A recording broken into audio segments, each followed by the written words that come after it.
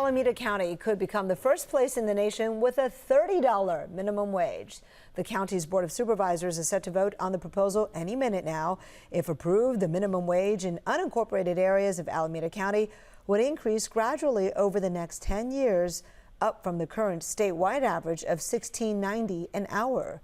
Supporters say this is needed to keep up with the cost of living. ABC 7 Eyewitness News political reporter Monica Madden joining us now with more on what this could mean for residents and businesses. Monica.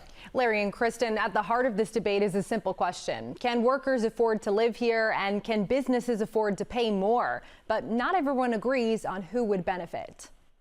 Some workers in Alameda County say its current minimum wage is not cutting it. Living wage today. It's why they're pushing to raise it to $30 an hour in unincorporated parts of the county. I'd be able to afford rent. I wouldn't have to live with my parents.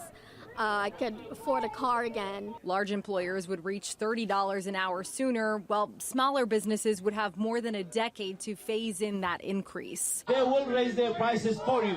Opponents worry about the impact on small businesses. A sudden jump to $30 an hour minimum wage could force them to close their businesses, cut jobs, raise hours, raise prices, or close altogether. It could be a big gain for some of the lowest paid employees like fast food workers. One of the biggest questions in this debate is who ultimately pays the cost for higher wages. To get a better idea, we decided to check the price of a Big Mac in several cities across the nation and compare it with their local minimum wages. In New York, where the minimum wage is $17 an hour, that burger will cost you more than $7.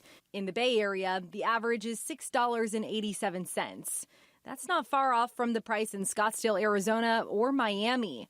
But take a look at the price in places that have the national minimum wage, $7.25 an hour. That Big Mac ranges from less than $5 in Houston to over $6 in Pennsylvania. Some economists say higher wages don't always translate into higher prices for consumers. Labor is about 30% of costs in fast food.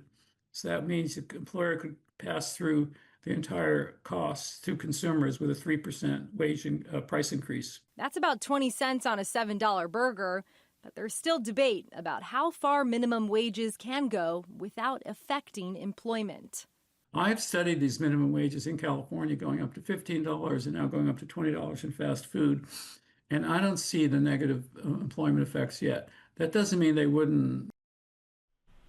Supervisors have several choices now. They could adopt the proposal immediately. They could call for a 30-day process where county agencies would report on the potential impacts, or they could choose to put the issue before the voters on the November ballot. Larry, Kristen.